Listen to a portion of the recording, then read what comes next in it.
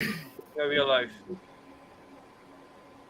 Hello, everybody. Thank you guys for joining us. I appreciate you taking a time out on a Thursday. We're going to call it Thirsty Thursday tonight. That's what we're going to go with. So, featuring our very own Ryan Norwood from Sagamore Spirit out in Baltimore, Maryland. Say hello, Ryan. Hey, everybody. So, he has been with the company, as we just found out, for about 6 years, doing some rock star work up there. I'm going to leave it over to Ryan. I know there's some people that are a little more familiar with Sagamore and some that are not. You guys all have your samples, I'm assuming. We got our signature, our double oak, the cast strength, and then two opportunities, the rum finish and the just landed sherry finish that you guys could sample on it. So without further ado, I will hand it over to Ryan and let him kind of jump into all awesome things that are Sagamore. Awesome. Thanks, Jessica. How's everybody doing tonight? Doing great. Good. Yeah, so I'm really excited to be with you guys and to talk through and taste whiskey. I've got like a little presentation with just a handful of slides that I'm going to kind of go through, and I want this to kind of be more conversational. I want to be able to answer questions, to kind of talk through whiskey as we taste through these. If you do have your samples, I'd like to kind of do them in the order Jessica said them. So start with that Sagamore Rye whiskey, the 83 proof. And then have the next one will be our double oak, the 96.6 proof. And then I'll taste us on the cast strength after that. And then we'll dive into, we'll take a break between each of these. We won't just kind of go through them one at a time. But then we'll taste the rum finish.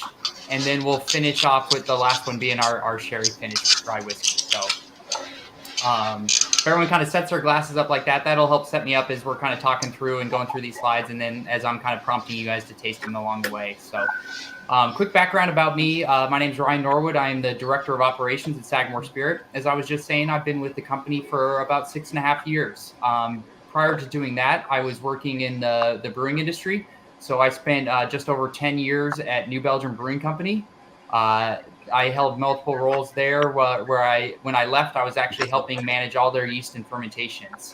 I went to school for microbiology and never dreamed that I'd be making beer and or whiskey, and thought I'd be somewhere in pharmaceuticals and or like medical, somewhere in the medical field. So I feel very fortunate to be sitting here tonight with you guys and talking whiskey. It's a lot more fun to talk about and a lot more enjoyable to share with people. So I know that there's a few of you that have heard of Sagamore Spirit, and maybe some of you are new to the brand. So I'll kind of start out and talk a little bit about the brand as we walk through this, and then I'll kind of talk a little bit about process and kind of how we've gotten to where we are. But at any time, if you guys have questions or if you want me to dive a little bit deeper into something, just please holler, raise your hand, do whatever, and I can stop. I would love to answer questions. I love talking process. This is for you guys, so we can go as nerdy and as deep as you want to, and kind of dive into any of the details that you guys want to get into. So, any questions before I bring up my presentation and start? I don't think so. Awesome, great. All right, so let me bring this up real quick.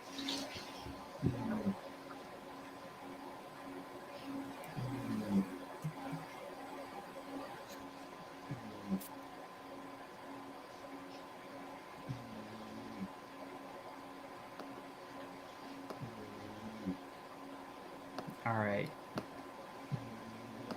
Is everyone able to see that? No. I think you need to. There you go. We got it? There it is. Got it. Okay, awesome. Great. So I'll talk a little bit about Sagamore as a brand. So like I said, is we actually first came onto the market in May of 2016. And so we are located in downtown Baltimore, Maryland. And we are actually on a waterfront distillery that has been around, the distillery itself has actually been around since 2017. And what we basically ended up doing was, one second, let me get this. Is everyone still able to see that or not yet? Yes. Yeah. Okay, great. Got it. Let me get this into a presentation mode. Sorry about this. Yeah, so what we did was our kind of origins start out in about, actually takes us back to 2013. And we were started by a guy named Kevin Plank and Bill McDermott. And what they were doing was they were actually sitting on a farm called Sagamore Farm, located about 30 minutes north of Baltimore, Maryland. And this farm used to be a thoroughbred racehorsing farm that has since actually been turned over to an agricultural farm. And I'll talk a little bit more about that later on in the presentation. But basically what happened was they were sitting around on this farm and kind of talking about things that they wanted to do and building a business. And a lot of people had actually come to them and talked to them about making wine and actually growing grapes on the farm. Neither Kevin or Bill really drank much wine, but they were really big whiskey drinkers. And so what they did was they started to do a little bit of research. And in their research, they found that Maryland had a pretty unbelievable history in rye whiskey. And as they kind of dug in a little bit deeper, they actually found that Maryland was distilling a lot of whiskey before even a lot of Kentucky, before Kentucky was even a state. And so they decided and started doing a little bit of research on the farm and actually found that there is a limestone shelf located on the farm, like I said, that's just north of Baltimore. And on that farm also is a spring that runs through the middle of the farm. And that's kind of where we get our start. Was they decided, hey, we're really into whiskey. We have limestone water that's running through this farm that we own, and we want to be able to do something to give back to the city of Baltimore and then to pay homage to this kind of rich history of distilling rye whiskey in Maryland. So that's our start, was in 2013. I think that they initially were starting to talk and saying, oh, this will be something that'll be kind of easy. We'll go out, we'll start working with people to maybe find how to build a distillery, where to make whiskey, how do we even go about this process? And so that road kind of was a windy road. During that process, they were able to hire two consultants. One of them name is Larry Ebersold, and the other one was a guy named Jim Moorhead. And so what happened was they found out that what they really wanted to make was a straight rye whiskey, and kind of, like I said, in the same kind of history of Maryland rye. And so along that path, they found that in order to do that, it takes a lot of time. And so in the interim, what they started to do was they started to engage MGP. As many of you know, MGP has made a lot of whiskey for a lot of different brands. And what happened is Larry Ebersold actually used to be the master distiller for Seagram's, which was MGP was the Seagram's plant before LDI and MGP ended up coming in and taking over. So during that process, just this picture up right now on the screen is a picture of our spring house. And so this is located on the farm, kind of down at the base of the spring. And this actually, the spring house was built in 1909 and was built by a guy named Charles Councilman. So if you see kind of on a few of on our bottle and on that first slide, it says Sagamore Spirit 1909. We were not actually developed or formed in 1909. This just pays homage to this spring house that was built in 1909. And the purpose of this spring house was actually to better understand the effects of agriculture and cattle runoff on spring water. And so this was built by, like I said, a guy named Charles Councilman, who was working for the University of Maryland at the time. So as they were going through this process, they engaged with MGP and they said, we want you to contract distill some whiskey for us while we go through and find a location for our distillery, and we get to a point where we're actually distilling our own product. During that process, they were doing a lot of research about what was Maryland rye. And a lot of people, when you kind of look back in the history of it, it's hard to actually find what actually made a Maryland style rye. There's not a lot of recipes about it, and a lot of it was actually up for interpretation. But what they found during that process was Maryland rye kind of stood out as it's not as spicy as your kind of Pennsylvania ryes, some of your Empire ryes that are going to be a little bit more spice forward. And by spice, I'm talking like your baking spices, your cinnamon, nutmeg, stuff like that, and not actually your spicy flavors. But it also wasn't as sweet as your bourbons, your Kentucky bourbons. And it kind of fit that realm right in the middle. And so they were able to talk to MGP and actually have them make two different mash bills for us. And so it was like late 2013 when we first started buying whiskey from MGP. As if anybody knows or has talked to anybody that has built or started a distillery, everything always takes longer than you think it is. I think that they were hoping by 2014, maybe even early 2015, that they would have a distillery, that they would stop buying whiskey and start making their own product. Unfortunately, that took a lot longer than they thought. And we did not start our distillery, like I said, until April of 2017. This is just another look at the distillery. You can kind of see the city of Baltimore in the background. But what we decided to do was, as we engaged MGP and had them distill and make this fresh distillate for us and put it in barrels with these two different mash bills, what we started to do was take those two different mash bills and figure out how we wanted to blend them together. One of the mash bills is your typical high rye mash bill. That's going to be a 95% rye, 5% malted barley. We also had to make what we call the low rye mash bill, or the barely legal mash bill. And that's going to be 52% rye, 5% malted barley, and 43% corn. These are cooked, fermented, distilled, and aged completely separately. And then on the back end, we actually bring them back in and dump them separately as well, and then blend them to that flavor profile. And like I said, is what we're looking for in our rye is we're looking for something that carries that rye spice, but that is balanced, approachable, and kind of fits in that, like I said, that range between that Pennsylvania rye and your Kentucky bourbons. So what we formed was our first product was a straight rye whiskey. We knew we wanted to be a straight rye, and so from about 2013 through up until about 2016, when we actually started packaging some of the MGP distilled whiskey, we came up with this and developed this recipe of these two different blends together, and we formed our first product. So if I can have all of you grab your first sample in front of you, this is going to be our Sagamore Spirit rye whiskey. It's going to be our straight rye whiskey. This comes in at 83 proof, and this was pretty intentional. We've played around with a lot of proofs, and you'll kind of see this as we taste through, and when we get into that cask strength, you'll see it a little bit more. But we wanted something that was approachable. You know, I don't know how many times, and maybe you guys have experienced this too, as you've kind of gone through and tasted friends on whiskey or talked with people about whiskey, but like rye gets kind of a bad rap. It's one of those things where I say to people, I say, you know, try our rye whiskey. And they're like, no, I don't like rye. I don't drink rye. It's too harsh. And one of the things that I think that kind of helps bridge this gap is our signature rye whiskey. It comes in at 83 proof. It is a combination at this point. It is a combination of whiskey that was distilled in Indiana, but then also about 20 to 25% of the product that you guys have in front of you was distilled in Maryland. So we've slowly started to wean down our distillate and our whiskey from MGP and started to add our own distillate. The last barrels that we bought from MGP were in the beginning of 2017 after our distillery was actually built. So let's go through and taste this whiskey. I want to hear what you guys think about it and any thoughts or comments that you have on it. But what it should be is it's about a 4 to 6 year whiskey range. So we do have some 6-year barrels in every single batch we do, as well as the 4-year barrels are actually the barrels that we distilled here in Maryland. And so what we went for was a like I said, that traditional, that rye spice. It's going to have some of that like clove, nutmeg, a little bit of cinnamon.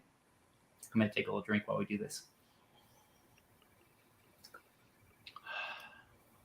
But to me, this should drink very, very smooth neat. From my standpoint, this drinks great neat. It holds up very well in a cocktail. And then if you put it on ice, I try to maybe do 1 large cube with this. If you do too many small cubes, I think it dilutes it out a little bit too much and you lose a lot of that flavor. But this should be, like I said, a very, very balanced, very approachable rye whiskey that I've gotten a lot of people that have looked at me and said, I will never drink rye to convert over and actually start to become slightly rye drinkers, which has been a fun process to go through. What's everybody think about this one? It's very nice. It's nice. It's pretty smooth, isn't it? It's got a lot of body for something that's only 83 proof. Yeah, And very. that's kind of how. Go ahead. No, so my ryes that I really like are what I call meaty or chewy, like you're chewing on a rye bread. Yep. And that's what I get from that initial taste. And I only added like 1 or 2 drops of water just to see how it would react. And I got a lot of citrus come out when I did that. Oh. I don't know if that's normal. You can pick the citrus up right away on this. I felt the same way. You kind of see we call out orange peel in our tasting notes. And I always kind of reference citrus, and I get a lot of people that are like, oh my gosh, I get that as soon as I say it, you know? Yeah, I get a lot of those same things. And you know, one of the things I do find is like, you still have, your serious rye drinkers who are going to look at this and say, you know what, this doesn't have enough for me. I want more of that rye spice. I want more of that body. I kind of want that rye to hit me in the face, and hopefully we can achieve that with our cask strength when we get to that one as we continue to taste through. Yeah, I was about to say that this is bourbon drinkers rye. This is more. I mean, to me, this is more like an entry level bourbon. Someone who's transitioning from bourbon into rye. I'm sure they'll like this. Yes, and that's what I found is or even people that don't drink whiskey, that are beer or wine drinkers. My wife for instance was not a big whiskey drinker, and now literally when we go to the bar, she will order a Sagamore straight rye neat, and it's like I kind of look over like, what did you do with my wife? But it's so awesome, and it is a very nice, like I said, introductory to rye is what I feel that it does. Well, it definitely doesn't drink like an 83. I mean, it's just got this too much flavor. I find usually anything 85 and below, especially in the bourbons, will be just flat, with no flavor. I totally agree, and caramel and a little oakiness, but I mean, you just no depth. Yep, I totally agree, and I think what helps with that is that 6-year rye that's in there. For me, rye kind of has a sweet spot of about 6 to 9 years. I think even up to 10 years, it's pretty good. I think outside of that, it's not getting worse, but it's kind of diminishing returns. You're losing product, and you're not getting a lot more flavor or really much more mellowing out of anything. Whereas I think bourbon has a little bit longer time in the barrel that it can still continue to mellow out and change a little bit. I think corn ages a little bit slower in the barrel than rye does. But I think that 6-year-old really helps with that and helps kind of offset that lower proof and keep those flavors in there. So I would agree with you on that. Ryes tend to start to mature about 2.5 years in most circumstances, whereas bourbon takes a year or two longer to hit the same kind of sweet spot. Yeah, I totally agree. And I see that even on our 52% rye, I see that like it's just a little bit greener. You get a little bit more of that corn flavor, even at the exact same age. It's like it just is a little bit slower. And we see that it's about a year and a half behind our that 95.5 rye, that typical rye that you get. All right. So as we started to develop this and get this out, this was the very first product we released. So we got this out into the market. We were really excited. We were excited because during this process, we were actually building the distillery. So like I said, we released the bottles in May of 2016, and we were still just like getting the distillery off the ground, trying to decide like, what the piping was going to look like, what our future looked like. It's so hard when you go through this process and try to decide what size of a distillery do we want to build and how big do we think we can be? And so what we ended up deciding to do was we put in a 24-inch diameter, 40-foot tall copper column still. It is a continuous still, which I feel personally makes some of the best rye. I don't have anything against like pot stills. I think there is a good place, and I think there's some people out there that are making great pot still whiskey. But personally, I think a column still makes some of the cleanest rye you can get. And so what we started to do is as we moved into our building and the distillery got off the ground is we started to play around with this because at the time we didn't have anything distilled in Maryland. We were using MGP rye. And so we were trying to figure out like, how can we put our fingerprint on it? And you'll see this in some of our next samples. But one of the ways we did that was we came out with a product that personally is one of my favorite of our core products that we release. And this will be the next one we taste is our double oak rye whiskey. And I always like to tell the story about this one because this actually started out as a mistake. And so we had we'd been in our building for a little less than a year. We had a new distiller that we had just hired, and we were going through the process of training him on the process and how to dump barrels. And we said, this is how we do things. We have 2 different what we call ratio tanks where we dump the 95.5 rye into one tank and we dump the 52 rye into the other tank. We showed him how to dump it. We dump it through a dump trough. We walked him through the whole process and trained him and said, okay, are you good to go? And he's like, yep, I know exactly what I'm doing. So we walk away. We allow him to do his work. And he comes back a few hours later and he goes, hey, the number of barrels you gave me didn't match up. Something wasn't right. And we go back over there, and he had inadvertently dumped the wrong barrels into the wrong tank that already had the other mash bill in it. And so we were kind of like, okay, well, we can do some math and figure out what the ratio actually is and make some adjustments to it, or we can try to do something fun with it. I had just the week prior met with a guy named Chad Spalding who works at a company called Independent Stave Company. It's a cooperage based out of they have one in Kentucky and then one in Missouri as well. And so he had just come and talked to me about these different barrels that they had just started making called wave stave barrels. And you can kind of see in the bottom right corner of this picture, basically all it is they cut grooves lengthwise in these staves, and that helps increase surface area. And what they do on those staves is they do a number one char with a medium toast on it. Medium plus toast is what they call it. And so their thought was, hey, this could be good for distillate. They hadn't really talked too much at the time about like a secondary aging or anything like that. So I actually reached out to Chad and I said, hey, I've got this whiskey. It's not the exact blend we wanted it to be. Is there any way you could send me some of these wave stave barrels? And we want to put this whiskey in those barrels and see what it does. And so therefore we started Double Oak. Since that day that we did that, we have continued to evolve it to where it is now. That first aging that we did in the Double Oak whiskey or in the wave stave whiskey barrels was about a 6-month aging time. At the time, it was still a little bit woody and a little bit like not as mellow and balanced as it is now. And so we've continued over the last several years to drive up that secondary aging. So right now with this Double Oak in front of you guys and that we're going to taste through it starts with our 4 to 5 year old rye whiskey. And this is again, a combination of what we've distilled in Maryland as well as what was distilled in MGP.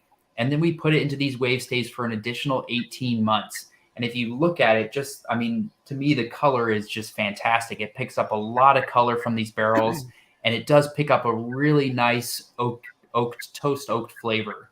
And I'm sure you guys have had other kind of double oaks, and you walk this fine line whenever you're dealing with a double oaked product is kind of taking it and going too oaky with it or too woody with it. And really trying to find that balance can be challenging. And hopefully we were able to do that. I think for me, this gets a lot of that like toasted coconut. I get a little bit of that like toasted marshmallow flavor on it. There's going to be some nice nuttiness to it too. I get that nuttiness like almost immediately on the nose. But this comes in at 96.6 proof. And we've kind of, and one of the things we do, and I can speak to real quick, is we're very intentional with our proofing. I know a lot of people are out there like, give me your highest proof. I want the highest proof. That's like what I think is the best. I am the exact opposite. I think that you need to be intentional with your proofing and you want to bring out the flavors. Like you need to think about what your consumer likes, what your end product, what you want that to be. And we proof to that. And so I'll talk about that too as we go through some of these other finished barrels. But what's everybody think about the Double Oak? I think this is excellent. Awesome. Me too. Yeah, I do. I like it. It's got a really it's almost like a candy pecan. It's so nutty, isn't it? That pecan, you see that, you call that out in the flavors. Yeah, I'm picking up a lot of brown sugar and nuts. Mm-hmm. And it's really good. This could also appeal to a bourbon drinker. Oh yeah. Yeah. And it also has that nice burn at the end of it that rye does. Yep. And it lingers. That rye kind of just that spice lingers on your tongue really, really nicely. The other day I went to a bar close to me and somebody made a smoked Double Oak old fashioned, and it was fantastic. Yeah, this is, like I said, it's one of those like kind of happy mistakes. It's something that we were a little bit worried about, and like I said, it's completely evolved, and we're really, really happy with where it sits at this 18-month secondary aging. I mean, these are a lot more complex than your typical ryes, I think. Just the flavors, and I mean, it lingers. This sits well. It's a nice spot. Yeah, I'm loving it. So you're saying it's so great to hear. House. The baking spices and nuts are the two that are coming out most for me, but I mean, they're going together really well. I get a lot of spice on that. It does. it marries up very well. Yeah, I get a ton of spice on it too, and that's kind of how I was with a lot of other ryes, and especially when I was newer to rye too myself, and I was drinking them, and they were a bit harsh and kind of upfront, but then they just the flavor almost seemed to drop off pretty quickly, and it was always I was looking for more. I was looking for more complexity. I was looking for that kind of spice to linger a little bit and stay on my palate, and that's what we've tried to achieve, and hopefully you see that with all these samples as we continue to taste through them. I mean, you got people that are just going to like their wheated bourbons and they're very mellow, like water kind of things. Or you got this, like this has got great flavor. It stays with you. It's not short. It's got a very long finish. It's nice. When you started, there wasn't much rye to be partaking from, so most of it was young and bright.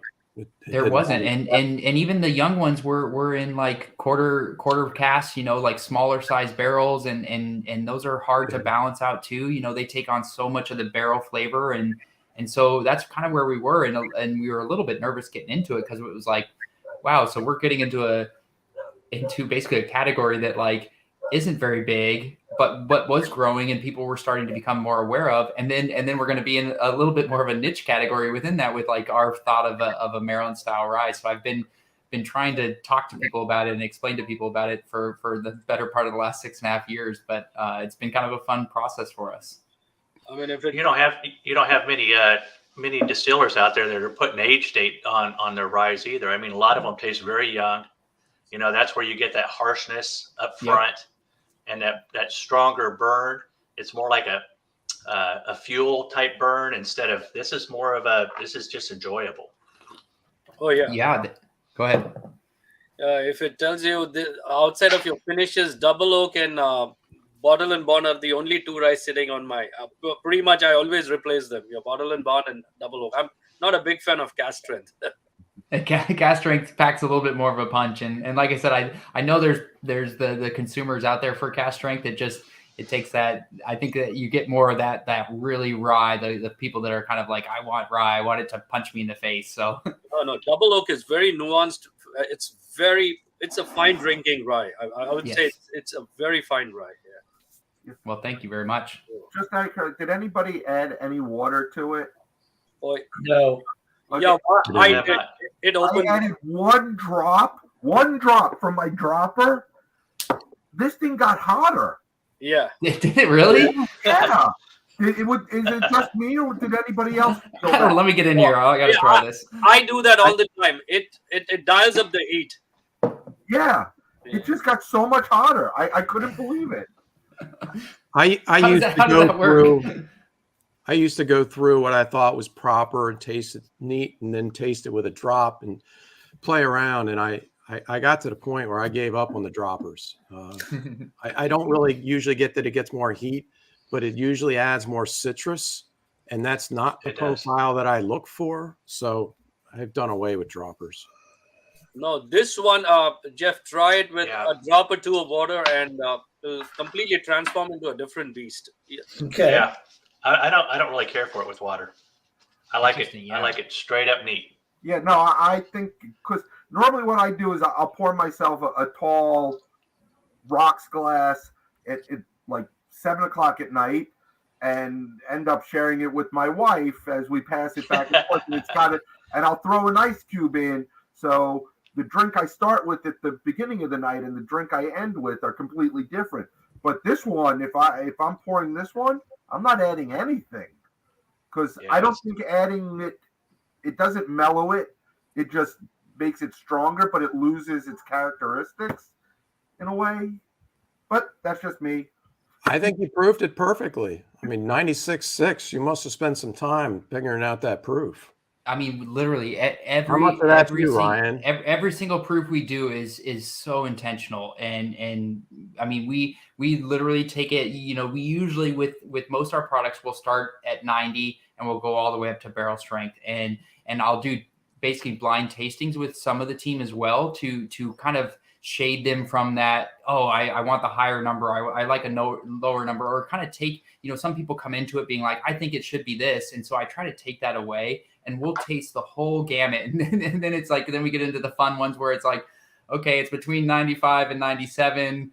you know, and then it's playing around a little bit, and then we're splitting hairs. So then we decide on a number. So do you sometimes come back the next day and try them again and say, maybe I like this other one better. I don't know what it was yesterday, but always. You just always. That's what I think too. I'll try these, and the next day I'll taste them again, and I'm like, I find something different about it, or something I want to add to it, or take away, or whatever, you know. Well, and you know how it is. Like when you taste it, the order you're tasting in, and how you're going back, and there's so much that affects it. And like, what time of day are you tasting it, and where's my palate at, and how am I feeling, and what have I had for breakfast, or did I drink my coffee yet? There's so much of that, and so I want to, you know, obviously you can't control everybody's palates when they're at home, so it's like it's good to have that. It's good to be able to hey, have somebody try it after lunch, have somebody try it here, because I want it to be universal. Go back and score it 3 or 4 different times at different periods and see how it and if it does overall well, all those,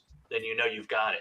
Exactly. And sometimes you look like a crazy person when you're changing your mind and you're going back and forth, but then then you get to the final product and everybody's pretty aligned on it. And it's fun because a lot of times when we do this, we do it by committee, because it's like, I don't want this tunnel vision of just my palate or just two people's palate. It's like, if I can get every single person to give some sort of input, we're going to take that into our discussion and move forward, because it's like, we don't want just all of our trained palates tasting it. I want people in marketing. I want people in hospitality. I want our whole team to come through, because like, that's your drinker. Your drinker is so diverse, and they have different palates and they drink it different ways. So I want to incorporate all of that information into our decision making. Yeah, I learned it from Whiskey Fellow. Half an hour to 45 minutes before any drinking session, I have a strong shot of espresso. Believe me, it preps up my tongue like nothing else. I mean, it's amazing. Really? Yeah, I mean, he was the one who shared his trick with me, and I've been doing it ever since. And I can get. I just drink coffee. Yeah. Oh yeah. Okay. I drink really strong shot of espresso. I drank one about an hour before this. And so you're all primed. All primed, yeah. Great. So that'll lead us to our next one, and then we'll take a break and we'll talk a little bit about a couple things before we jump into the last two finishes. But the next one is going to be our cask strength. So this was one that we knew we wanted to do. We had initially already released our straight rye whiskey at 83 proof, and we were getting that feedback in the market that like, they were those kind of traditional rye drinkers that were just saying like, 83 is just too light for me. It doesn't have enough flavor. It doesn't have enough complexity. You know, at the time the rye that we had at 83 proof was a 3-year-old rye. It was about a 3.5-year-old rye. So it wasn't even a 4-year-old rye, which I knew was going to be a little bit lighter. We knew that, you know, as we drove that age to that kind of 4 to 6 year range. But what we started to do was we said, we know we have this drinker out there. We know we have people who love rye, and we need to produce a product to accommodate that. And what we started doing was making our cask strength rye whiskey. And so just in the same process, it is a blend of the two different mash bills. It's that high rye mash bill and that lower rye mash bill blended together, and proof down to 112.2. That will range a little bit, but one of the things that we found is, so all of our proofs go into the barrel at 120 proof. That's the same with what MGP did. And when we started dumping MGP barrels to make these blends, we were finding that we were ranging anywhere from like 111 up to about 116. And so that's why we kind of have settled on this 112 as the start. And hopefully in the future, as we transition away from MGP and into 100% our product, this proof will actually maybe even come up a little bit if we think that the proof needs to come up, or if it tastes better. We're still kind of going through that process of just evaluating our product. But what we felt at 112.2, it was like right at that barrel strength, but it brought a lot of those flavors. To me, this one is fantastic over ice. It holds up very well in a cocktail. I am less drinking this one just neat, because I think that it does need a little bit to open up, whether it is a little bit of water or like I said, some ice. But basically, you should get a lot of the same flavors, just a little bit higher. Some other notes that come through on this one to me are kind of those black peppercorn notes, I get a little bit more chocolate in this one than I do in our 83 proof. I get more citrus in the 83 and I get less citrus in this one. And so it's so interesting what water can do to whiskey and how it can kind of like manipulate some of those volatile compounds and change some of those flavor profiles. I really like news. I like the signature better than I like this. I like this one. This one, which is interesting. And are you usually do you like higher proof things when you're drinking rye whiskey? I love it all the way through hazmat. I generally love higher proof, and for me, I got a lot more flavor out of the 83. Well, you know what they say. I'm not saying that the cask strength is bad. It's just I think the signature is better. I think that signature's got that very distinct, that orangey fruitiness. It's very, very heavy, and it's viscous. I mean, it's not viscous, but it's just chewy kind of. And this right here does not drink like a 112 to me. It drinks like a lower proof. Yes, really. It does, doesn't it? I feel the same way. I mean, because I've drank 112 proof, some 112 proof that will just feel like you just took a shot of, white lightning or something. You could light your breath on fire, Just burns all the way down. Yeah. This has no burn. It lingered on the back of my throat. I felt it on my tongue and on the sides of my mouth, but I felt it lingering on the back of my throat. And I don't know if that's just me because I have allergy season or if that's anybody else gets that, but this one lingers really nicely though. Oh, it does. It's got a really nice finish. Yeah, I totally agree. I like them all. I hate to say it. That's probably that Double Oak's probably my favorite so far, though. I would This one's agree really with up there. I would agree with that too. Yeah, I would argue that favorite. strength is Chocolate and brown sugar is not quite as complex as the Double Oak or even the Signature when it comes to Right. It's not as complex. I agree with that. I think the Double Oak, the complexity of the Double Oak, and what's what they say. It's the truth. Is alcohol is colorless, odorless, flavorless, and so like a higher alcohol does not mean that it has more flavor, in my opinion either. And I do really appreciate that complexity in the Double Oak. So higher proof isn't what I care about. It's less water added that I care about. I mean, I drink almost all barrel proof products, but some of the best barrel proof products I've ever picked and bought are like 90s. Yeah. Not like 130, 140. I mean, they're usually like between 94 and 99. Are they cutting it probably pretty low going into the barrel with the distillate then, right? Hey Ryan, what's your barrel entry? Our barrel entry is 120 proof on everything. Okay. Well, like I've had your tequila, the tequila finished, some of the other ones, and they are so complex and they are higher proof. So it's interesting that this one doesn't have that same complexity with it. Isn't that interesting? All right, I'm going to stop presenting for a little bit and just talk to you guys about some of the stuff we're working on. If I can figure out the best way to do that.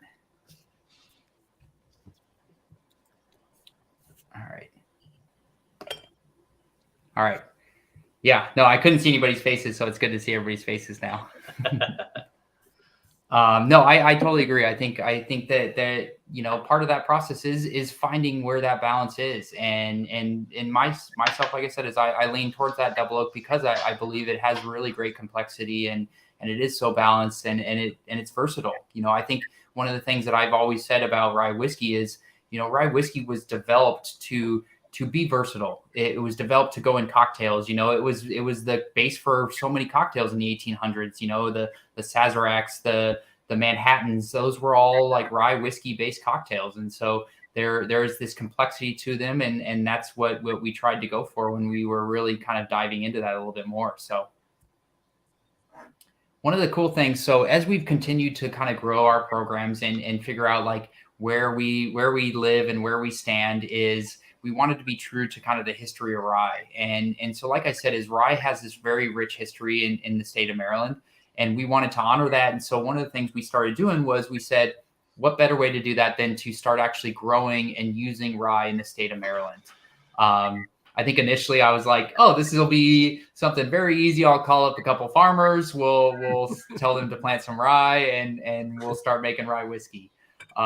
It was not that easy at all. It actually ended up being a gigantic job and an undertaking, but a fun one, and a fun one for our team to be able to do. And so what we did was we reached out to farmers and we learned a lot of really, really hard truths about rye. And I'll kind of cover the four basics that we found out over the last 4 years. So rye is an uninsurable crop. And so when a farmer plants rye, they cannot buy insurance on it. So if they have an early frost or a major storm comes through and wipes out their entire crop, they lose everything that they've put into it, which is almost a non-starter for a lot of farmers. They don't have any interest in it, and they won't even start doing it. Rye is not subsidized. The only way in the state of Maryland that rye is subsidized is if you use it as a cover crop. The minute you harvest it and take it out of the ground, you no longer get that subsidy any longer. So again, there's another almost check mark against rye. On top of that, rye is actually a protected seed. And so what that means is there's some small companies like KWS and Monsanto that actually own the genetic rights to most of the variants of rye. So every single year that we plant rye, we have to go back and buy seed. If you harvest and you replant and plant second, third, fourth generations, they can actually come and sample your rye, tell what generation it is, and take your entire harvest and even up to your farm if they so desire. So there's a lot of these really big, like I said, non-starters. What was that? I said, fuck Monsanto. Amen to that. And so there's a lot of these non-starters to rye. And so it was a really tough thing for us to get into. And rye yields less than a lot of other corns. But there are some really nice things about rye. Rye is a very hardy winter crop. So usually, we're planting like late October, early November. We're getting ready to plant right now for a July or so harvest. And so what we started to do was we wanted to say, hey, how do we mitigate some of this risk? How do we work through this together and start to grow rye in the state of Maryland? So what we started off by doing was we engaged 2 farmers. We said, we know you guys are already kind of growing rye as a cover crop. Would there be any way that you would work with us to grow it and actually sell it to us to use in whiskey? They were very excited, a little bit nervous, I think, on the front end. But one of the things we helped to do is we actually purchased all the seed up front. We said, we will buy all of the seed. That way, if something happens during this, like you're not out your seed money, you're really out the time that you've put into it and what you have in the field. And then we kind of set some stringent but not crazy quality standards for the back end of it and said, these are the few things we're looking for out of our rye. If you can meet these things, we will agree on a price per pound on the back end that is worth their time, that covers, any fungicides they had to add to it, any pesticides that they've had to add to it, and just their time in general. And so we started this program in early 2018. And so what happened was that first year was we learned a lot. We had a lot of challenges that we went through. And I think we grew about 30,000 pounds of rye that first year. And we're like, oh, great, 30,000 pounds. This is fantastic. We're really moving the needle. Little did we know that we were going to grow it even larger than that. So just for general understanding, we use a 6,000 gallon cooker at the distillery. And so for every single batch of the high rye that we do, that 95% rye, I use 10,000 pounds of rye. So that 30,000 pounds lasted us. Didn't last long. No, it did not last long. And so we've continued to grow the program. We've increased our acreage. That Sagamore farm that I was talking about in the beginning, we actually converted that from a thoroughbred racehorsing farm to an agricultural farm and started growing about 100 acres or so on Sagamore farm. And so this last 2022 harvest that we harvested from 4 farms, including Sagamore farm, we harvested 1.2 million pounds of rye in the state of Maryland. which is a huge growth for us. It's a great opportunity to get back to our local farmers, to work with them, and to kind of own more of that supply chain. You know, one of the toughest things about that is when you're dealing with grain, especially like grain in whiskey distillation, it is such an important thing. I cannot stress enough like how important the raw ingredient of grain is. And so we were using a broker before then. They're a great broker. We continue to use them, but it's challenging when you're a startup company. You're the small guy in the business. I mean, we're medium sized, but we're relatively small. And you're basically getting rye trucks. We would get rye trucks in, and if we'd have issues with them, it was one of those things where I would call up the broker, and then I would hope that they would call up the storage person, and they would call up the farmer. And it's like this kind of telephone game. And it's like, are they actually giving them the feedback that I'm sharing with them? Unfortunately, within the first couple of years, I had to refuse a couple of trucks, which is not a fun thing to do. You get a driver that shows up after driving for 11 hours and I start to grab samples out of the truck and it's moldy or there's wet grain in it. And we say, you know what, we're not going to take this. And it looks like I've punched him in the gut, and he looks at me and it's just like, I just drove all this way out here. And so it is a big challenge. So being able to do that locally has helped us to kind of cut out that middleman a little bit, to have these direct relationships with our farmers, to be able to say, hey, you know, now when I have an issue with something comes in or they've set the combine too low and they pick up too much like foreign material, I can literally drive out to his farm and look him in the face and say, we have to do better. You know, like we want to do this. Yeah, Jeff, go ahead. What percentage? What percentage of Maryland? So of Maryland rye, I would say, so right now we use on an annual basis, we're probably in that 6 to 7 million pounds of rye. And like I said, we'll use about 1.2 million pounds over the next year of what we grew in Maryland. So okay. I'll never get to a point where we use 100% Maryland rye. I don't want to have all of our eggs in one basket just in case something happens. So we'll always keep our relationships with our grain brokers. We have a stipulation with our grain brokers that at least 51% of the rye that we receive from them has to be grown in the United States. Outside of that, sometimes it'll come from Canada, sometimes more percentage in the United States, or sometimes even from Germany, kind of depending on who has the best harvest. We just want to make sure that we're getting the best rye. When you're getting it from a broker like that, you're getting what they call VNS rye, which is variety not specified. Whereas when we're dealing with our farmers, we're planting one varietal. So this last year we planted a varietal called Serafino. And so we're still kind of in the learning process. We've actually engaged with the University of Maryland, and we're working really closely with them to actually study varieties and their flavor impact, their yields, and how they change rye whiskey.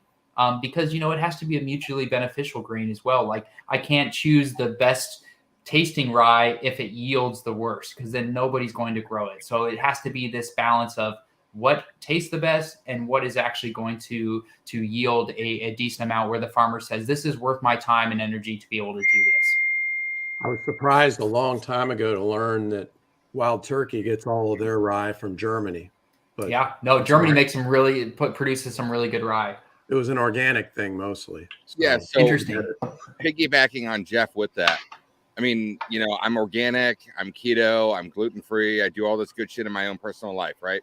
And yet I drink bourbon and rye every day. I have no idea about the quality of what the grains that are going into the spirits. I don't know, honestly, if it's a cheap genetically modified grain, but it's triple distilled. Does it matter? I mean, do you have any feedback on that concept? Yeah, so it's something I've dealt a lot with. So, you know, I at New Belgium, we actually had several organic beers. And I think there are some grains where it does make a huge difference. I think corn being one of them. Like, you know, if you can get non-GMO organic corn, that's when you're really into you're actually making a big difference. I think with rye, there's less of that happening. Personally, I think that because the market of rye is not as big, they're not growing it for, you know, they're not trying to change it as much. They're not doing all these things to it because it's not a cash crop for them. It's a cover crop. So I think a lot of times farmers are doing as little as they can to change rye because of that fact. There are fungicides that they have to put on it just because, like, especially in the state of Maryland, like we get a lot of humidity. And if they didn't do that, like there would be this thing called fusarium that grows on rye. There's different fungus that grow on rye that produce what they call DON or vomitoxin. And I haven't read a lot that it affects flavor too much of the rye, but what it actually would do is it would affect the byproduct of rye, which is what we call stillage.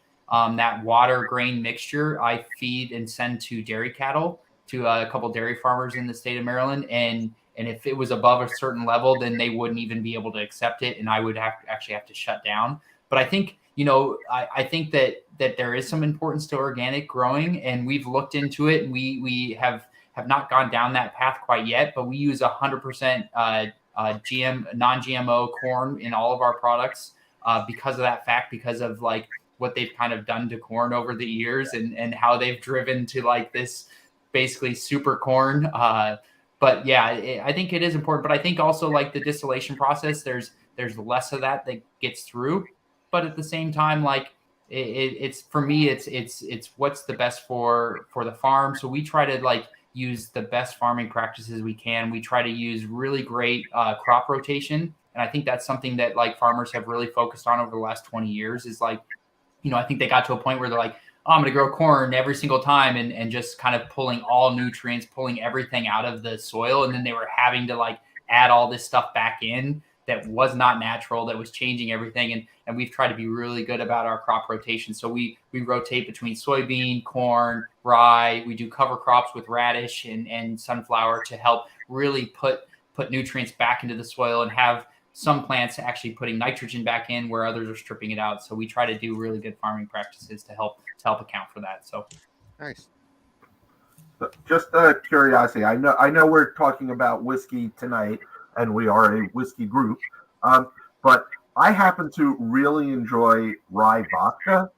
Any chance that Sagamore is going to expand or try something else just for the fun of it? Nothing on the horizon. So, we unfortunately with the still that we have, we can't produce vodka off our still. We can't distill it to a high enough proof. We don't have enough rectifying trays on it.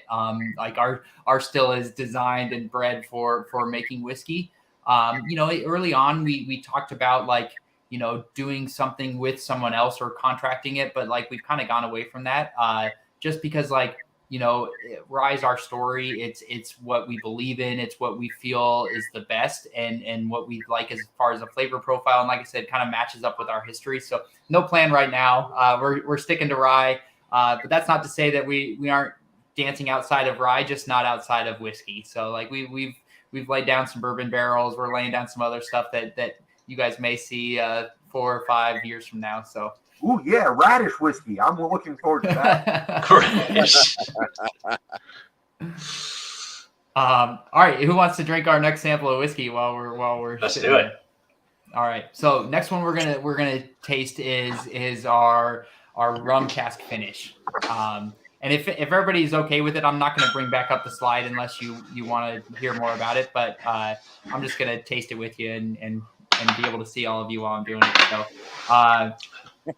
One of the things that, like I said, is as we started to get into this and dumping MGP whiskey, one of the things that we were kind of going through the process is how do we put our fingerprint on this whiskey? How do we manipulate it, change it, put kind of our stamp on it? Especially early on, like a lot of people were coming up to me and being like, "Wow, you make such great whiskey," and it was like, yeah, I kind of do. I mean, we MGP makes great whiskey and we blend it together, and so. As we started making our own and then started to be able to put our fingerprint on it, that was something that was really exciting for us. And so if you don't know much about Sagamore, is we've really kind of jumped head first into finishes. I think rye whiskey makes a great base for a finish as well. Like I said, is hopefully you guys come away from this kind of seeing the versatility of rye, and you'll see that in these finishes is rye balances very well, even with things that you would never expect. Like somebody said earlier, the tequila finish and some of these other ones. We've done a mezcal finish. We've done a Scotch, peated Scotch finish. And so what you have in front of you is a fun one that I think really, really balanced well. And so what we did was we started looking at rum. rum being a little bit sweeter, sometimes a little bit funkier, we thought could kind of play well with those spices that we get out of our rye. So as we started talking, we deal with a lot of different great barrel brokers. Unfortunately, when you deal with a lot of barrel brokers, there's not a ton of transparency. There's it's kind of a barrel from this general region, and I can't tell you who it is, or they'll say, oh, you have to pay me this amount of money to tell you who it is, and then you couldn't even use it as a marketing tool anyway. So there's a dance I do with a lot of them where it's just like, all right. And for me personally, I know this might be Jessica could say, well, I want to know who it is and I want to be able to say these things. But for me personally, it's like I wasn't searching out a name for a lot of these. It was like what smelled the best. What we actually have a couple warehouses that barrel brokers have around us, so we're able to actually go and nose a lot of these barrels before we even purchase and pull the trigger on them, which I would almost not buy a lot of barrels without doing that or without having a very trusted source. And so what we did was we decided we wanted to do a rum finish. We weren't really sure how long it was going to age. We weren't really sure a lot of the semantics around it, but we reached out to one of our barrel brokers and they had some Jamaican rum barrels. In that mix of Jamaican rum barrels, they had some Appleton, they had some of your bigger name rum barrels, and then they had these ones that they would not tell me who made them. They wouldn't tell me really exactly where they had come from in Jamaica, but it was like, come nose them, tell us what you think about them. At the same time, they also were getting in some Colombian rum barrels. I hadn't really experienced or knew much about Colombian rums, but what I found when we went to the warehouse was that they did have these, like the Appleton barrels smelled fine. A couple of the other ones that were bigger name ones smelled fine. And then we got to the ones that they would not tell me who it was. And they had this really nice funky smell. If you've ever had like good Jamaican rum, it's kind of weird. It's kind of funky. There's a lot that goes into it. It's pretty complex. And then they had these, like what was a Medellin Grand Reserve 12-year-old Colombian rum barrels. And that was more of just kind of your sweeter rum, not as funky, a little bit more balanced. And so what we did was we bought 25 of each of them. And we said, we're going to bring them in-house. We're going to put our rye whiskey into them separately and see what we get on the back end. And so as we were tasting through them, as you would expect, the Jamaican was putting a lot of funk and weird stuff into the rye, and the Colombian ones were pretty balanced and pretty, where I thought they would be. But we were kind of a little bit nervous at the end of what would it actually produce. And so as we went through the process, we started blending them together, and I think it produced exactly what we were hoping that it would. We went through that process. Basically, we're able to taste through all of them and blended them together at a 50-50 ratio. And what that allowed us to do was to make this blend up of this rum cast finish that you have in front of you. So we took that rye whiskey. It sat in those rum barrels for 10 months. It was 4 to 6 year old rye whiskey that we put into those rum barrels. It sat there for 10 months, and we went through that same proofing process. And so we were able to proof these down to 98 proof. And so, like I said, it's over a 5-year-old rye whiskey in there. But as you go through and taste it, you should be able to taste some of those nice kind of rum, banana, like fruity notes, a little bit of funky notes in there. But whenever we do a finish, one of the things, and we've walked a fine line with a few of our finishes, but one of the things is I want it to take on the flavor of the barrel that it's being finished in, but still have that like rye backbone, still have that rye spice, some of that nutmeg, some of those things that are so true to rye, but be really balanced with that finished barrel. So what's everybody think about this one? I thought this was very interesting. There's a lot of the funk quality to it.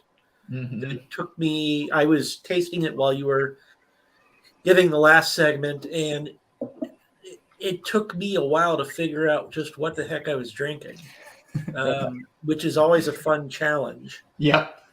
But there's a whole bunch of stuff going in. I was even pulling coffee out of this. Yeah. Yep.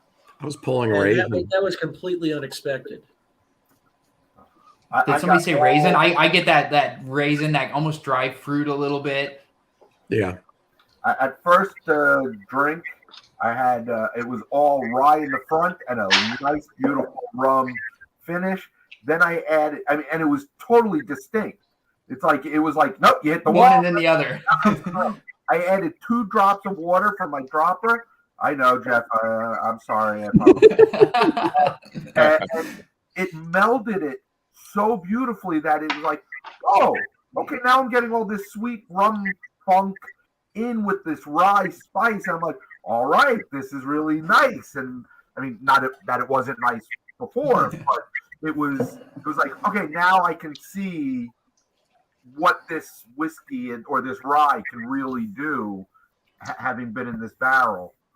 So on nose, I get a lot of bananas. It's banana. Yeah, I do too. I get some banana. Yeah.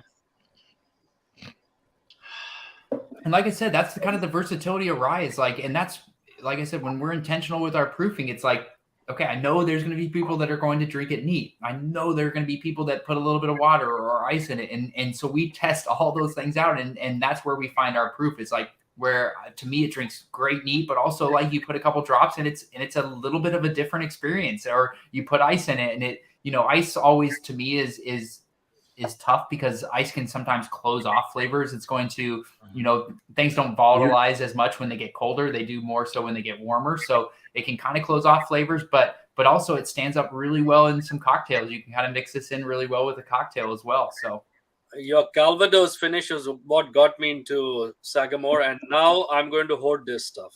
This is good. It's good, isn't it? Incredible, yeah. You guys did a Calvados finish? Oh, Yeah. Oh, and Ryan, my wife, who is a biochemist as well, but she's off to the side grading papers. But she just wants to know, do you know if this rum came off of a pot still? I don't know. I don't know. Put in the house. Ari, I think this is not a Colombian rum. This feels more like Panama rum, because a lot of Colombians, you know, they barrel because this has very distinct, because my family used to make rum, so I know the rum inside out. So. Well, I don't know if you guys have tasted Dave Shimmer's The Funk. Oh yeah. So that's, I mean, and his rums are all pot still. Oh no, wait, one he blends, right? No, one he blends. The Funk he doesn't. So that's just why I was asking. So. Yeah, and like I said, I wish I had more transparency to be able to actually speak to some of the processes, because like some of these, I look at them like we could never replicate this. This is a one-time deal, and I wish I could, and it'd be great to be able to do that, but we can't.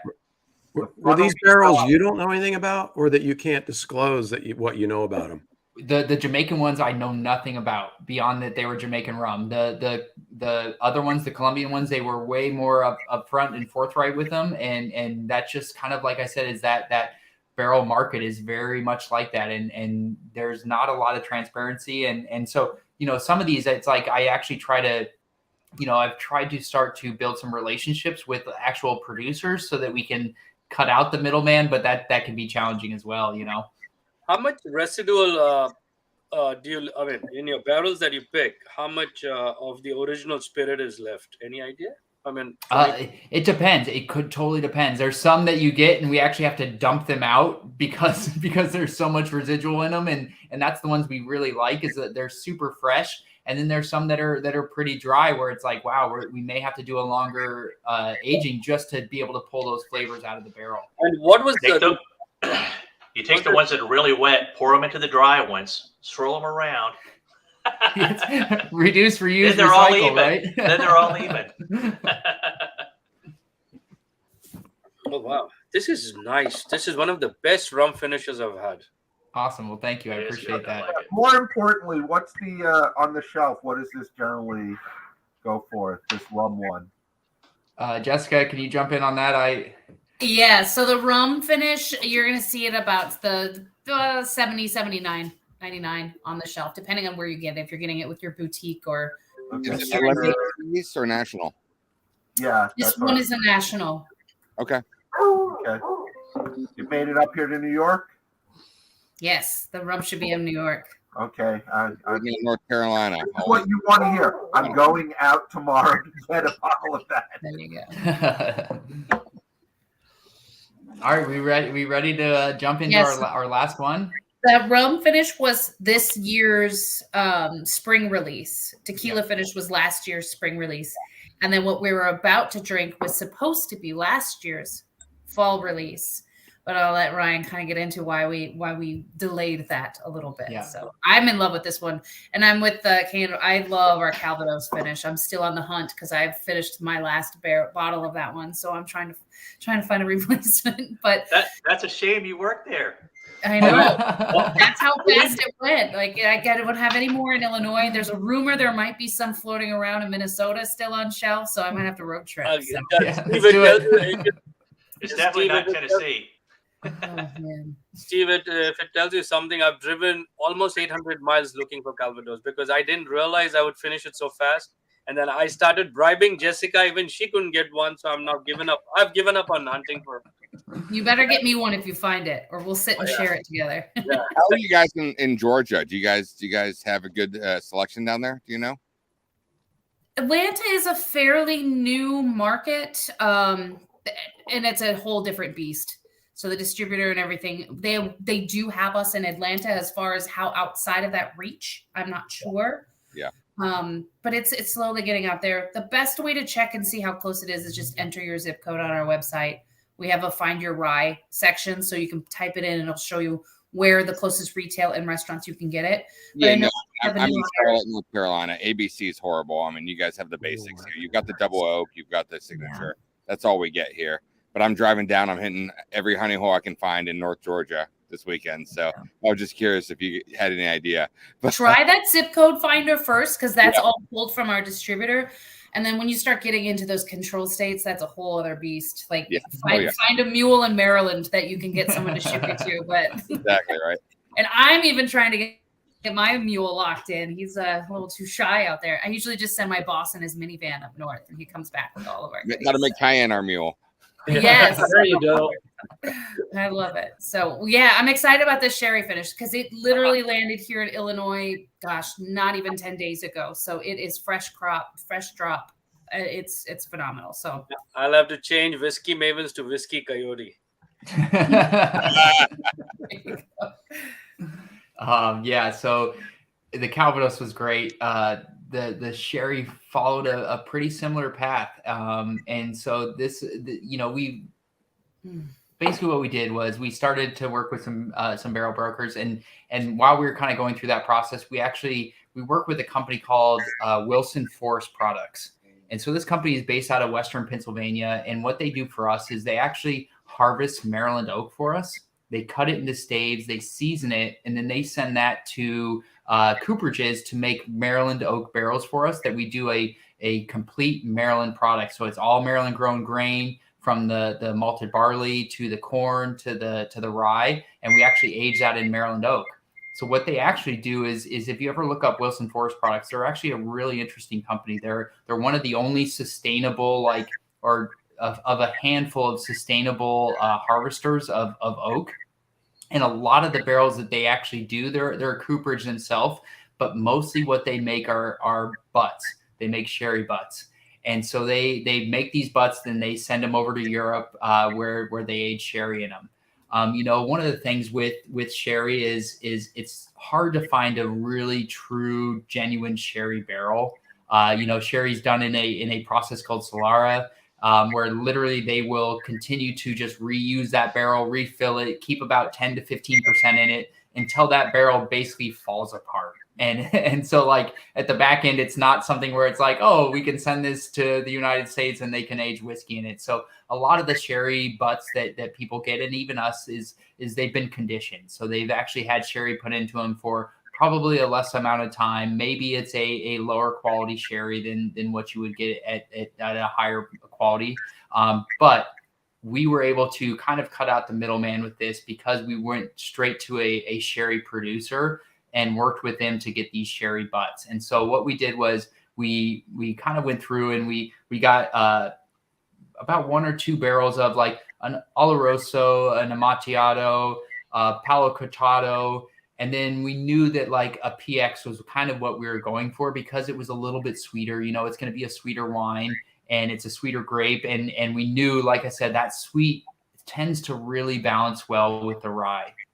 So we got in these sherry butts and we started to fill them with our rye whiskey. And that rye whiskey is about 4 to 6 year old rye whiskey. Like I said, again, part of what we had distilled in Maryland, but also what was distilled out of MGP.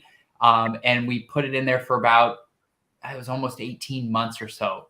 We were getting ready to release this last fall, and we got really excited about it. It had tasted pretty good throughout the process. And, you know, a lot of this with aging is, especially with finishing, is a little bit of a, oh yeah, it seems right. And we're kind of checking in on it. We're checking in monthly. We're kind of making sure that, you know, because some of them will continue to get better and they'll just stay in that spot. Some of them will actually like find their peak and then start to climb over a hill where they're not as desirable. And so we were about maybe 2 or 3, maybe 2 months. I think we were even less than 2 months away from packaging this for our fall release last year.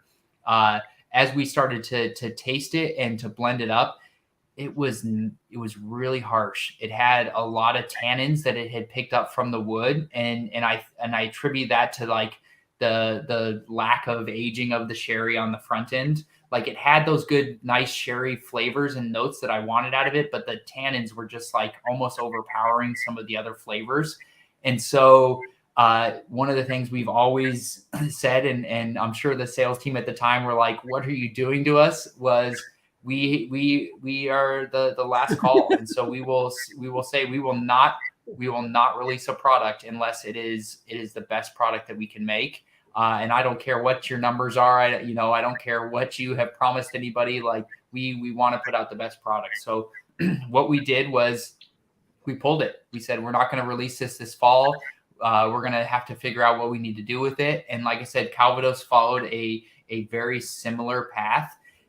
We were fortunate enough that we were sitting on some older MGP whiskey that we had bought early on, and that we were kind of like, oh, what do we want to do with this? At the time, a lot of that MGP whiskey was 8 years old, which to me, like I said, is kind of that sweet spot for rye whiskey. And so we told the sales team, we're going to pull the sherry finish for now. We don't know if we'll be able to release it at a later date. We hope that we will, but we're instead going to give you almost an equivalent value of 8-year-old rye whiskey. So what we did was we dumped all these sherry butts, and we dumped the 8-year-old rye whiskey, and we took all that sherry finished rye whiskey, and we put it into these 8-year-old rye barrels. And what we found is rye barrels can do some amazing things. We released an 8-year-old rye last fall, and we kept that sherry in those 8-year-old barrels for almost an additional year. Throughout that process, it just helped mellow it out. It really, to me, removed almost all of the tannins and that harshness that we were getting out of that sherry on the front end. And we were left with this product. As we went through, we did our same proofing, that same intentional proofing where we went back and forth, and you'll see out of any of the ones besides that cask strength, this is going to be our highest proof. And because of that, I think what you find, and what I personally find, and people may argue with me, but like is when you do a finishing at a higher proof, you get more rye whiskey through, and at a lower proof, you tend to get more of the finished barrel through. More sweetness will come through, more of those other flavors. And because the PX was putting off a lot of like that sweetness and stuff, it just felt really, really good at 106 proof. But it does not drink like 106 proof, kind of like some of our other products as we walked through and said like, wow, this doesn't drink like 112. This doesn't drink like this. I feel the same way with this one. It does not drink like 106 proof. So cheers. Let's try it. And I want to hear what you guys think about it. I tried it. Honestly, I prefer the rum because do you? Great. This is brilliant on nose, but it's very drying for sherry on palate. That's sherry. I like that. Yeah, I was thinking that same thing. And I'm going to agree with that. I thought the rum was better. This one, the rum just had so much more going on for it. Again, not to discount this, I love sherry finishes. I think it's neat the way you went about doing this with the different types of sherry finishes in there, the different barrels. But yeah, between the two, I thought the rum was better. Good to know. Yeah. I actually like the last. Yeah, I loved it, and I find it's different than the rum. I don't expect the same flavors, but so when I first tasted it, because I have to do my water thing. First time I tasted it, I thought it was melded beautifully, delicious, and then I said, "Well, I got to do the water just to piss Jeff off." And the sherry really melded so well with the rye after just 2 little drops of water for me. So I think I'm gonna try to go out and get this one also tomorrow. Which I think the water definitely helps open this one up a little bit too. I think more so than the other ones. I think this one, personally, I think a few drops of water really opens this one up. But I still get some of that nuttiness, some of those characteristics that we were getting out of some of the other ones as well. Like really on the nose, I get some of that nuttiness. I do think the higher proof helps this one. I agree. It doesn't drink like 106 proof though. It does drink like a 90 proof. It's got great flavor. It's got that really dry finish at the end. But I like it, and I think it just depends on what you're going to pair it with. Actually, what you're eating that evening. The rum might be better because it's a little bit sweeter. I kind of like. I don't like the sweetness as much. I think I kind of like this dryness on the end, really. So I kind of prefer this one over the rum one actually. And I actually like rum, so.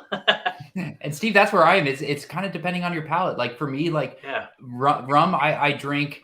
For me, rum is like kind of a nightcap, end of night, like a little bit of almost desserty in a way. Whereas this is like, I'll drink this with a meal or even before a meal, where it's got that little bit more of a dryness. It's kind of like prepping me. It's like, okay, get your palate ready. We're going to start eating. So. Oh, maybe our order was wrong. I think we should have. I was just thinking that too. Maybe I should have done this one first. I'm a sherry hog. I mean, I have about 170 bottles of sherry whiskey. So I'm big on sherry, and I'm surprised that maybe tomorrow I'll try it. I was going to say, go back to it tomorrow. Weren't we talking about that earlier? That's right. You got to try it at a different time. I mean, and did you drink any water between them? Did you? Oh yeah, I did. I finished almost one. It's almost got that. It's almost got a funk smell to it too, and I can't figure out what that is. It's like it's almost a yeasty kind of a yeast funk smell. Like bready, yeasty almost a little bit. Yes. Yeah. High rye. It has that dry, little chalkiness, then that yeast comes through. I think it will go great with smoked meats and cheese, actually. I think so exactly. too. That's what I was I thinking. agree. Yeah. Any idea which bodega is this from? Yes, I could probably figure that out. I don't know off the top of my head, but I'm sure I could figure it out. Ryan, that brings up a random question for you. Yeah. So we see all these distilleries that do, whether it's 100% rye, 95.5, whatever it is. Where does the yeast come into play as far as what the end product is?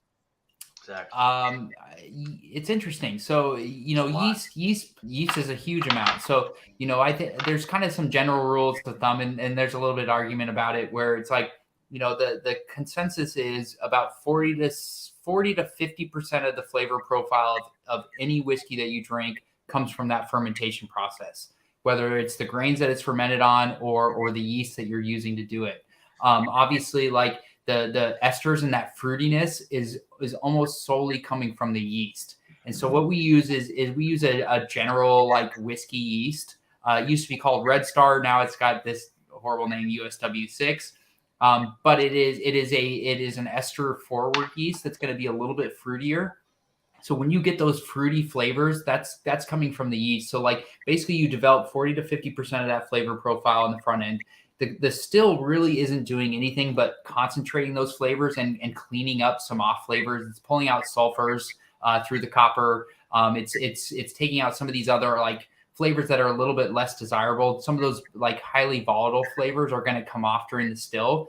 And then the other 50 to 60% is what you're getting from the barrel. And that's going to be more of that sweetness. It's going to be the sugars, the caramel, the vanillas, and a lot of that stuff is all pulled from the barrel, where, you're not getting a lot of residual outside of, especially with rye, the high rye, you're not getting really much sweetness from that fermentation process. You're getting a lot of that from the barrel. Obviously, when you're adding more corn to it, that's when you start to get more sweetness from the grain and the fermentation process. Would you correlate this like when you were with New Belgium and you had white labs making your yeast, right? Would you correlate the same concept where they had so many different yeasts that changed the same flavor of the same exact grain that you were using?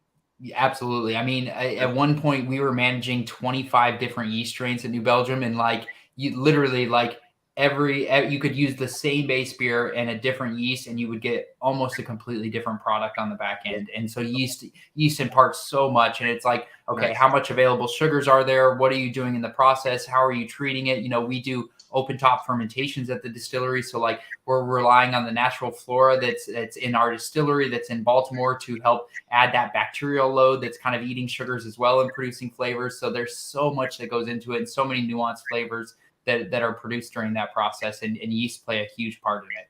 So follow-up question to that. Are there certain manufacturers that produce yeast that most distillers around the country are using, or is it really varied? I think it's varied. I think it's depending on what they do. So we use a company called Fermentis, and we use a dry yeast that we rehydrate. You know, at New Belgium, we use yeast slurries. So we were actually like propagating our own yeast and harvesting yeast from fermentations and reusing them sometimes 7-8 generations. So I think it depends. It depends on the size. You know, yeast is expensive. Pitchable quantities of yeast is very expensive. So, you know, when we deal with it, like I said, we deal with a dry yeast that is a nutrient base. We rehydrate it, we bring it back to life, and then put it into the fermentation. But I think it totally depends on the size and what their capabilities are, and then what the knowledge of the operations team are. And so we play around a little bit with yeast strains, but not as much as I would like, and hopefully in the future we'll play around a little bit more. That's good info. Appreciate it. Yeah. All right. So that's what I had to taste you through and talk you through. I don't know if we ran over time. I don't know if there was a time limit on this, but does anybody have any follow-up questions, any process questions, anything else about Sagamore or what we're doing? Jessica, anything else you want me to touch on? I've got one.